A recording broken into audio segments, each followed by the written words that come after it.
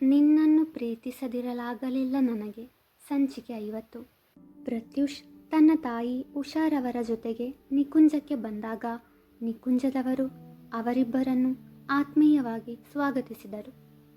ಬಂದವರನ್ನು ಸೋಫಾದಲ್ಲಿ ಕೂರಲು ಹೇಳಿ ಅವರಿಗೆ ಕುಡಿಯಲು ಪಾನೀಯವನ್ನು ತಂದುಕೊಟ್ಟರು.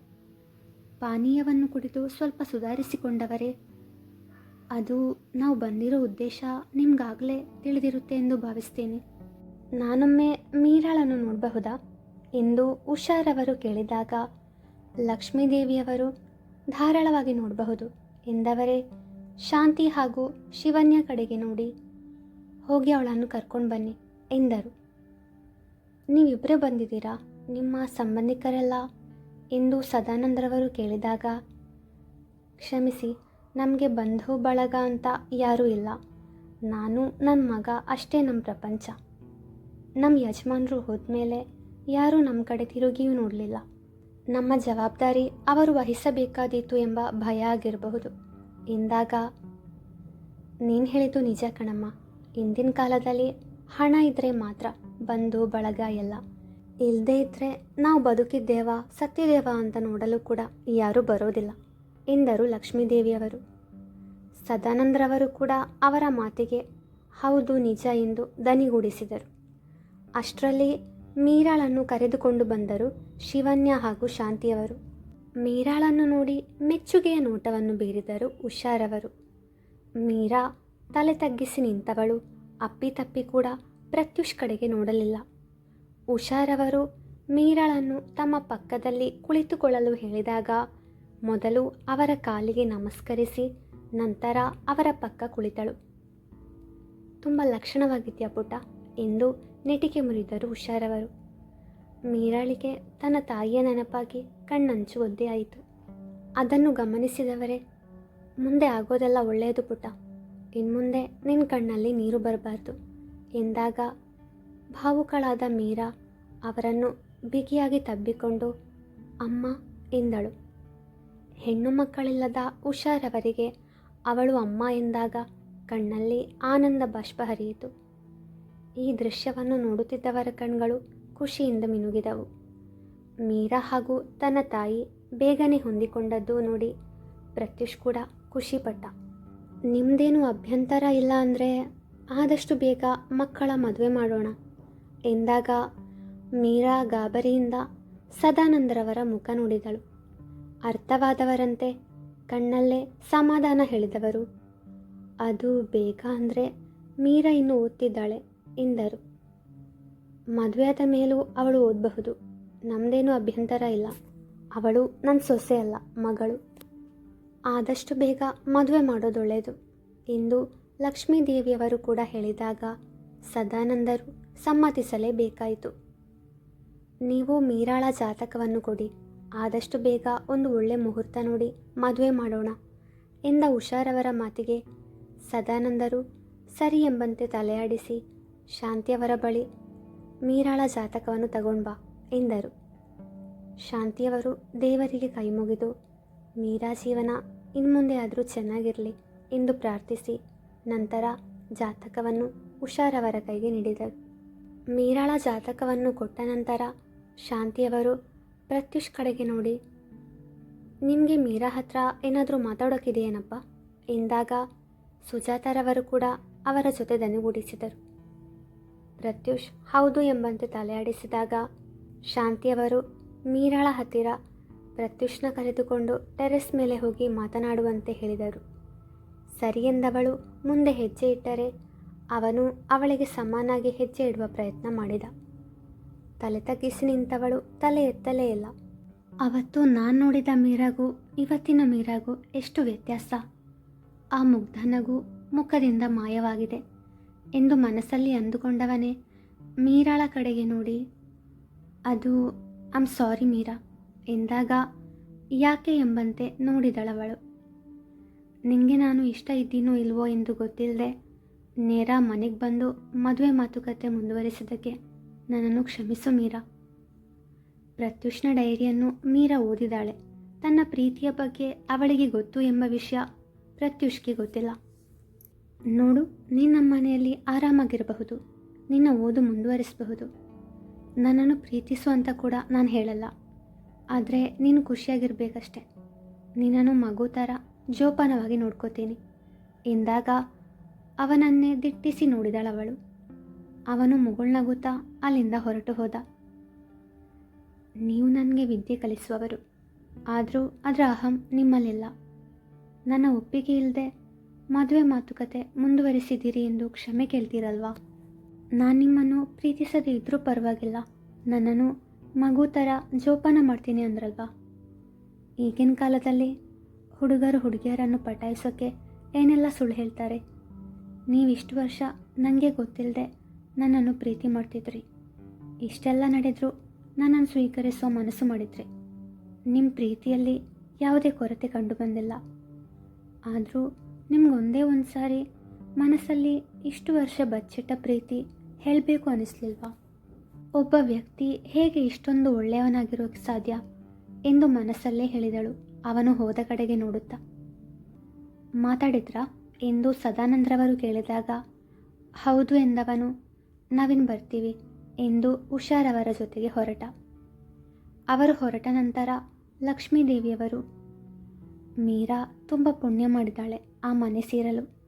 ಪ್ರತ್ಯುಷ್ ಹಾಗೂ ಅವನ ತಾಯಿ ಇಬ್ಬರು ತುಂಬ ಒಳ್ಳೆಯವರು, ಅವಳನ್ನು ತುಂಬ ಚೆನ್ನಾಗಿ ನೋಡ್ಕೊಳ್ತಾರೆ ಎಂದಾಗ ಸುಜಾತಾರವರು ಶಾಂತಿಯವರು ಸೇರಿದಂತೆ ಮನೆಯವರೆಲ್ಲರೂ ಅವರ ಮಾತಿಗೆ ಹೌದು ಎಂದರು. ನಿವಿಯ ಲೇಪದ ಪರಿಣಾಮವಾಗಿ ಉರಿ ತಡೆಯಲಾರದೆ ದಿಶಾಳ ಕೋಪ ಇನ್ನೂ ಹೆಚ್ಚಾಯಿತು. ನಿನ್ನನ್ನು ನಾನು ಸುಮ್ಮನೆ ಬಿಡಲ್ಲ ಕಣೆ ಎಂದವಳೇ ಏನೋ ಯೋಚಿಸಿ ಅಡುಗೆ ಕೋಣೆಗೆ ಹೋದಳು. ನಿವಿ ಅವಳ ಸ್ಪೆಷಲ್ ಅಡುಗೆಯ ತಯಾರಿಯಲ್ಲಿ ಇದ್ದರೆ ಸಾಕ್ಷಿ ಅಲ್ಲೇ ಕಟ್ಟೆಯಲ್ಲಿ ಕುಳಿತು ಕ್ಯಾರೆಟ್ ತಿನ್ನುತ್ತಿದ್ದಳು. ನೋವು ಹೇಗಿದೆ ದಿಶಾ ಎಂದು ನಿವಿ ಕೇಳಿದಾಗ ಮೈಯೆಲ್ಲ ಉರಿಯಿತು ಅವಳಿಗೆ. ಆದರೂ ಬಾರದ ನಗೆಯನ್ನು ತಂದುಕೊಂಡು, ಪೂರ್ತಿ ಕಡಿಮೆ ಆಗಿದೆ, ನಿನ್ನ ಕೈಯಲ್ಲಿ ಏನೋ ಜಾದೂ ಇದೆ ಎಂದಳು. ನಿವಿ ಚಂದದ ನಗು ಬೀರಿ, ಚಾಚಿ ತಿಂಡಿ ರೆಡಿ, ಎಲ್ಲರನ್ನೂ ಬರೋಕ್ಕೆ ಹೇಳು ಎಂದು ಹೇಳಿ ಅವಳು ಚೇತುವನ್ನು ಕರೆಯಲು ಹೊರಟಳು. ಇಬ್ಬರು ಹೋಗಿದ್ದೇ ತಡ. ನಿವಿ ತಯಾರಿಸಿದ ತಿಂಡಿಯನ್ನು ಕೆಡಿಸಲು ದಿಶಾ ಉಪ್ಪಿನ ಡಬ್ಬಿಯನ್ನು ಕೈಯಲ್ಲಿ ಹಿಡಿದವಳೆ ಆಲೂಗಡ್ಡೆ ಪಲ್ಯಕ್ಕೆ ಉಪ್ಪು ಹಾಕಿ ತನ್ನ ಕೋಣೆಗೆ ತೆರಳಿದಳು. ಕೊಂಚ ಸಮಯದ ಬಳಿಕ ಎಲ್ಲರೂ ಡೈನಿಂಗ್ ಟೇಬಲ್ನಲ್ಲಿ ತಿಂಡಿ ತಿನ್ನಲು ಕುಳಿತಾಗ ಏನೂ ಅರಿಯದವಳಂತೆ ದಿಶಾ ಕೂಡ ಬಂದು ಕುಳಿತಳು. ಎಲ್ಲರೂ ಮಾತನಾಡದೆ ತಮ್ಮಷ್ಟಕ್ಕೆ ತಿಂಡಿ ತಿನ್ನುತ್ತಾ ಕುಳಿತರೆ ದಿಶಾಳಿಗೆ ಅಚ್ಚರಿಯಾಯಿತು. ಇದೇನಿದು, ಎಲ್ಲರೂ ಆರಾಮಾಗಿ ತಿಂತಿದ್ದಾರೆ ಎಂದು ಯೋಚಿಸಿದವಳೆ ತಾನು ಪೂರಿ ಮತ್ತು ಆಲೂಗಡ್ಡೆ ಪಲ್ಯವನ್ನು ತಿಂದಳು. ತುಂಬ ರುಚಿಯಾಗಿತ್ತು. ಇದು ಹೇಗೆ ಸಾಧ್ಯ ಎಂದು ಯೋಚಿಸುತ್ತಿರುವಾಗ ಅವಳ ತಂದೆ ಅವಳ ಕಿವಿಯ ಬಳಿ ಬಾಗಿ, ಪುಟ್ಟ, ನಿಂಗೆ ಕೋಪ ಬಂದರೂ ಪರವಾಗಿಲ್ಲ, ಒಂದಿನ ಆದರೂ ನಿನ್ನ ಕೈ ಅಡುಗೆ ತಿನ್ನುವ ಭಾಗ್ಯ ನನಗಿಲ್ಲ. ಅವಳೆಷ್ಟು ಚೆನ್ನಾಗಿ ಅಡುಗೆ ಮಾಡಿದಾಳೆ. ಮನೆಯವರು ಅವಳ ಪರವಹಿಸಿ ಮಾತಾಡುವುದರಲ್ಲಿ ತಪ್ಪಿಲ್ಲ ಎಂದಾಗ ಅವರನ್ನು ಉರಿಗಣ್ಣಿನಲ್ಲಿ ನೋಡಿದಳು. ಏನದು ಅಪ್ಪ ಮಗಳ ನಡುವೆ ಸೀಕ್ರೆಟ್ ಎಂದು ಸರಿತಾರವರು ಕೇಳಿದಾಗ, ನಿನ್ನ ಸೊಸೆ ಕೈ ಅಡುಗೆ ತುಂಬ ರುಚಿಯಾಗಿದೆ, ನೀನು ಯಾವಾಗ ಅಡುಗೆ ಕಲಿಯುವುದು ಎಂದು ದಿಶಾಗೆ ಕೇಳ್ತಿದ್ದೆ ಎಂದು ಭೈರವರವರು ಹೇಳಿದಾಗ ಮುಗುಳ್ನಗೆ ಬೀರಿದ ಸರಿತಾರವರು, ನಿವಿ ಹತ್ರ ಕಲೀಲಿ ಅಣ್ಣ ಎಂದಾಗ ದಿಶಾಳಿಗೆ ಮೈಯೆಲ್ಲ ಬೆಂಕಿ ಬಿದ್ದಂತಾಯಿತು. ನಿವಿಯ ಕಡೆಗೆ ನೋಡಿದಾಗ ಹೆಂಗೆ ನಾವು ಎಂಬಂತೆ ಹುಬ್ಬು ಹಾರಿಸಿದಳವಳು. ದಿಶಾ ಉಪ್ಪು ಹಾಕಿದ್ರೂ ಪಲ್ಯದ ರುಚಿಗಿಡಲಿಲ್ಲ. ಯಾಕೆ ಗೊತ್ತಾ? ನಿವಿಗೆ ಮೊದಲೇ ಗೊತ್ತಿತ್ತು ಅವಳೇನಾದರೂ ಕಿತಾಪತಿ ಮಾಡ್ತಾಳೆ ಅಂತ. ಆದುದರಿಂದಲೇ ಅವಳು ಈರುಳ್ಳಿ ಎಲ್ಲ ಬೇಯಿಸಿ ಇಟ್ಟಿದ್ದಳಷ್ಟೆ. ಉಪ್ಪು ಹಾಗೂ ಆಲೂಗಡ್ಡೆ ಹಾಕುವುದು ಬಾಕಿ ಇರುವಾಗ ಅಡುಗೆ ರೆಡಿ ಎಂದು ಹೊರಗೆ ಹೋಗಿದ್ದಳು. ಹೊರಗೆ ಮರೆಯಲ್ಲಿ ನಿಂತು ಅವಳು ಉಪ್ಪು ಹಾಕುತ್ತಿರುವುದನ್ನು ನೋಡಿದಳು. ಅವಳು ಹೋದ ಕೂಡಲೇ ಗ್ಯಾಸ್ ಆನ್ ಮಾಡಿ ಪುನಃ ಪಲ್ಯವನ್ನು ಅದರ ಮೇಲಿಟ್ಟು ಆಲೂಗಡ್ಡೆ ಅದಕ್ಕೆ ಹಾಕಿದಳು. ಆಲೂಗಡ್ಡೆ ಬೇಯುವಾಗ ಉಪ್ಪನ್ನು ಹೀರಿಕೊಂಡಿತು. ನಿವಿಯ ಅಡುಗೆ ಹಾಳಾಗಲಿಲ್ಲ. ಎಲ್ಲರೂ ಹೊಟ್ಟೆ ತುಂಬ ತಿಂದರು. ಮೀರಾಳ ಸಂದೇಶವನ್ನು ನೋಡಿದ್ದೇ ತಡ. ಐಶ್ವರ್ಯ ಖುಷಿಯಿಂದ ಕುಣಿದಾಡಿದಳು. ತನ್ನ ಇನಿಯನನ್ನು ನೆನಪಿಸಿಕೊಂಡವಳೆ ತಕ್ಷಣ ಭೇಟಿಯಾಗಬೇಕೆಂದು ಸಂದೇಶವನ್ನು ರವಾನಿಸಿದಳು. ಆ ಕಡೆಯಿಂದ ಪ್ರತಿಕ್ರಿಯೆ ಬಂದ ಕೂಡಲೇ ಅವಳು ಅವರಿಬ್ಬರು ಯಾವಾಗಲೂ ಭೇಟಿಯಾಗುವ ಜಾಗಕ್ಕೆ ಹೊರಟಳು. ಡಾಕ್ಟರ್ ಅಭಿಲಾಷ್ ಅದಾಗಲೇ ಅವಳಿಗಾಗಿ ಕಾಯುತ್ತಾ ಕುಳಿತಿದ್ದರು. ಅವರನ್ನು ಕಂಡಿದ್ದೆ ಅವಳು ಜಿಂಕೆಯಂತೆ ಜಿಗಿದು ಅವರ ಮುಂದೆ ನಿಂತಳು. ಹಾಯ್ ಯಶು, ಯಾಕೆ ಬರೋಕ್ಕೆ ಹೇಳಿದ್ದು? ಸುಮ್ಮನೆ ನಿಮ್ಮನ್ನು ನೋಡೋಣ ಅಂತ. ತಮಾಷೆ ಮಾಡಬೇಡ ಯಶು, ನಾನಾಗಲೇ ಇಲ್ಲಿಗೆ ಬಂದು 2 ದಿನಗಳಾದವು. ಸಾಂತ್ವನದಲ್ಲಿ ತುಂಬ ಕಷ್ಟ ಆಗ್ತಿದೆ, ನಾನಿಲ್ಲದೆ. ಇವತ್ತೇ ಮೈಸೂರಿಗೆ ವಾಪಸ್ ಹೋಗಬೇಕು ನಾನು. ನಾನು ಕೂಡ ಇವತ್ತು ಹೋಗಬೇಕು. ನಿಮ್ಮ ಜೊತೆ ಬರಲಾ ನಾನು? ಬೇಡ. ಯಾಕೆ ಬೇಡ? ಸುಮ್ಮನೆ ಹೇಳಿದ್ದು, ಜೊತೆಯಲ್ಲೇ ಹೋಗೋಣ ಆಯಿತಾ? ಥ್ಯಾಂಕ್ ಯು ಡಾಕ್ಟ್ರೇ. ಇವಾಗಲಾದರೂ ಹೇಳ್ತೀರಾ ಮೇಡಮ್ ಬಂದ ವಿಷಯ ಏನು ಅಂತ? ಅದು ನಂಗೆ ತುಂಬ ಖುಷಿಯಾಗ್ತಿದೆ. ಬೆಳಗ್ಗೆ ಮೀರು ಮೆಸೇಜ್ ಮಾಡಿದ್ಲು. ಅವಳಿಗೆ ಪ್ರತ್ಯೂಷ್ ಅವರ ಜೊತೆ ಮದುವೆ ಆಗಲು ಸಂಪೂರ್ಣ ಒಪ್ಪಿಗೆ ಇದೆಯಂತೆ. Wow, good news. ಅವನ ಪ್ರೀತಿ ಅಂಥದ್ದು. ಅವನನ್ನು ಬೇಡ ಅನ್ನಲು ಯಾವ ಕಾರಣವೂ ಇಲ್ಲ. ಸದ್ಯ ಮೀರಾ ಪಾಸಿಟಿವ್ ಆಗಿ ನಿರ್ಧಾರ ತಗೊಂಡ್ಳು. ಇನ್ಮುಂದೆ ಅವಳ ಜೀವನ ಚೆನ್ನಾಗಿರುತ್ತೆ, ನೋಡ್ತಾ ಇರು. ಅಷ್ಟೇ ಸಾಕು. ಪ್ರತ್ಯೂಷ್ ಉಷಾಮ್ಮ ಜೊತೆ ಸದಾನಂದ ಅಂಕಲ್ ಮನೆಗೆ ಹೋಗಿ ಮದುವೆ ವಿಷಯ ಮಾತಾಡ್ತಾನೆ ಅಂತ ಹೇಳಿದ್ದ. ಸಾಧ್ಯವಾದಷ್ಟು ಬೇಗ ಮದುವೆ ಆಗೋದು ಒಳ್ಳೆಯದು ಅಂತ ಹೇಳ್ತಿದ್ದ. ಅದೇ ಒಳ್ಳೆಯದು. ಸುರಕ್ಷಿತವಾದ ಕರಗಳಲ್ಲಿ ಅವಳನ್ನು ತಲುಪಿಸಿದರೆ ನಮಗೂ ನೆಮ್ಮದಿ. ಇನ್ಮುಂದೆ ಆದರೂ ಖುಷಿಯಾಗಿರಲಿ ಅವಳು. ಮೀರಾ ಜೀವನ ಈಗ ಸರಿ ಹೋಗ್ತಾ ಇದೆ. ನಮ್ಮ ಮದುವೆ ವಿಷಯ? ನಮ್ಮ ಮದುವೆ ಅದೇ 2 ವರ್ಷ ಕಳೆದ ಮೇಲೆ ಅಂತ ಹೇಳಿದ್ನಲ್ವಾ? ವಾಟ್? ಇವಾಗಲೂ ಇದೇ ಮಾತಾ? ಮೀರಾ ಜೀವನ ಸರಿ ಹೋದ ಮೇಲೆ ಮದುವೆ ಆಗೋಣ ಅಂತ ಹೇಳಿದ್ದೆ. ಇವಾಗ ನೋಡಿದರೆ ಹೀಗೆ ಹೇಳ್ತಾ ಇದೆಯಾ? ನಿಮಗೆ ನನ್ನ ಮಾತು ಕೇಳಿ ಖುಷಿಯಾಗಬೇಕು ತಾನೆ? ಸ್ವಲ್ಪ ದಿನ ನನ್ನ ಕಾಟ ಇಲ್ಲದೆ ಆರಾಮಾಗಿರೋಣ ಅನಿಸಲ್ವಾ? ನಿಮಗೆ ನಿಜವಾಗ್ಲೂ ನನ್ನ ಜೊತೆ ಜೀವನ ನಡೆಸಲು ಇಷ್ಟೊಂದು ಅವಸರನಾ? ನಂಗೆ ನೀನು ಇಷ್ಟ. ನೀನು ಮಾತಾಡೋ ರೀತಿ ಇಷ್ಟ. ನೀನು ನನ್ನ ಲೇಡಿ ಡಾಲ್.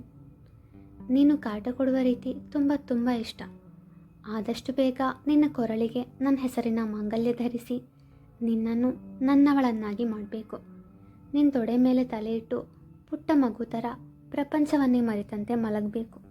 ಐಶ್ವರ್ಯ ಆಶ್ಚರ್ಯಚಕಿತಳಾಗಿ ಅವರನ್ನು ನೋಡುತ್ತಾ ಬಾಯಿ ಬಿಟ್ಟುಕೊಂಡು, ನೀವಾ ಈ ಮಾತನ್ನು ಹೇಳ್ತಾ ಇರೋದು? ನಂಗೆ ನಂಬೋಕ್ಕಾಗ್ತಿಲ್ಲ. How romantic you are. ಯಾಕೆ? ನಾನು ಸೈಕ್ಯಾಟಿಸ್ಟ್ ಅಂತ ನನಗೆ ಭಾವನೆಗಳು ಇರಬಾರ್ದಾ? ನನಗೂ ಮನಸ್ಸಿದೆ. ನನಗೂ ನನ್ನದೇ ಆದ ಭಾವನೆಗಳಿವೆ. ನಿನ್ನ ಜೊತೆ ಹೇಗೆಲ್ಲ ಬಾಳಬೇಕು ಎಂದು 100 ಕನಸುಗಳನ್ನು ಕಂಡಿದ್ದೇನೆ. ನನ್ನ ಮುದ್ದು ಆ್ಯಶ್ ಎಂದವಳೆ ಅವರ ಕೆನ್ನೆ ಹಿಂಡಿ, ಮೀರು ಮದುವೆ ಆದಮೇಲೆ ಪಪ್ಪನ ಜೊತೆ ಮದುವೆ ವಿಷಯ ಮಾತಾಡಿ ಎಂದಳು. ಡಾಕ್ಟರ್ ಅಭಿಲಾಷ್ ಮುಗುಳ್ನಗುತ್ತಾ ತಲೆಯಾಡಿಸಿದರೆ ಐಶ್ವರ್ಯ ಅವರ ಭುಜಕ್ಕೊರಗಿ ಕುಳಿತಳು. ಅಲ್ಲಿ ಕೇವಲ ಮೌನ ಅವರ ಜೊತೆಗಿದ್ದದು. ಆ ಮೌನದಲ್ಲೇ ಹೃದಯದ 1000 ಮಾತುಗಳು ಸಾಗುತ್ತಿದ್ದವು. ಮುಂದುವರಿಯುವುದು